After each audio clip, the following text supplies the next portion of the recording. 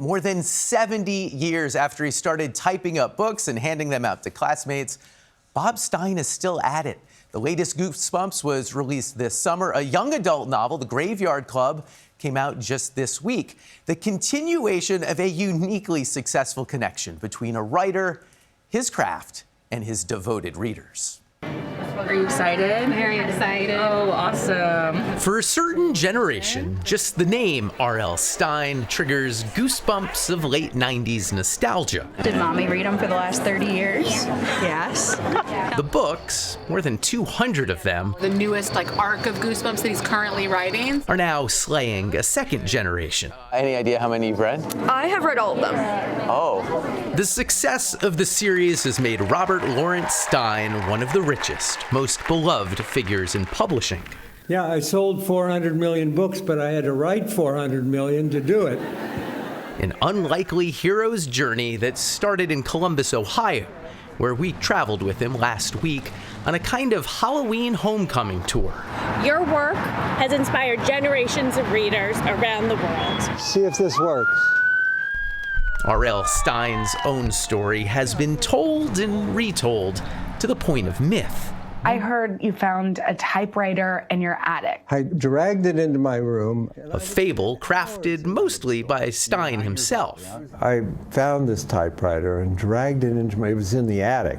But at 82, we found him haltingly willing Oh my God, with my high school photo? to look back with fresh eyes. You know, a lot of these stories I've told for years and years. Yeah. Do you know if they're still true?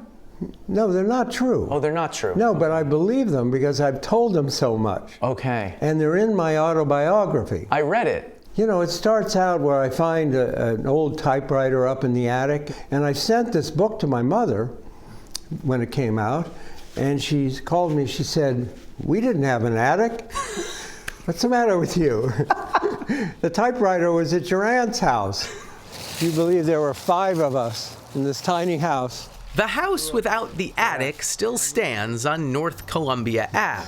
Hello. A woman named Mary Jo Vogler lives here now. You want to come in? If you're okay with it. Sure, of course. Really?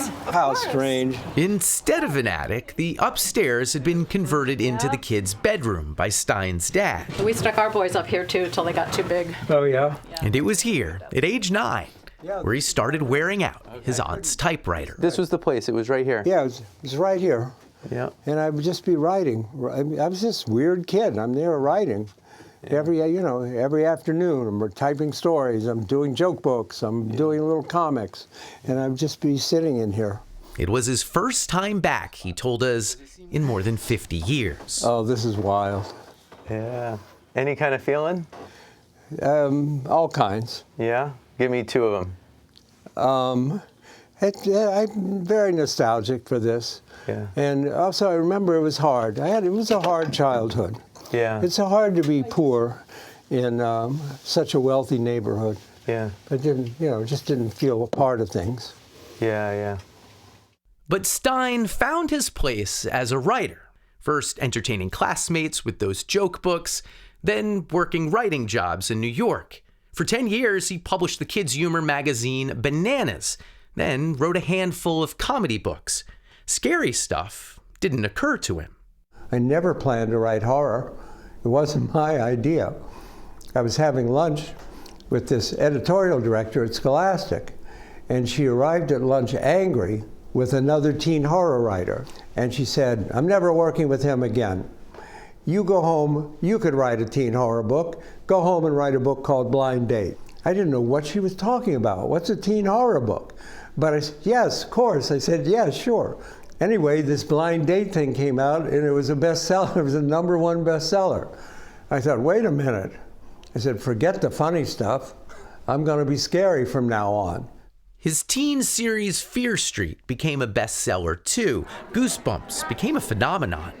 They've been written, sometimes at a pace of more than 1 a month, despite Stine's habit of typing with just 1 finger. I've done 300 books with this finger. It's totally bent. It's totally arthritic. How many more books does it have left in it? I had to switch fingers, but we don't tell that. I know I'll never forget him. What's never been a problem, he says, is writer's block, having perfected a process of starting with a killer title, then drafting a detailed outline. This is the outline I did for a Goosebumps I just finished writing. It's called What We Do at Night. When you had the title, did you know what we do at night? No, I just start with the title, and then I think, well, there's some kids who sneak out every night in the middle of the night. And then I thought, and then they turn into crows. And I even put, dialogue in the outline. We never sleep. We meet every night. We're the night birds.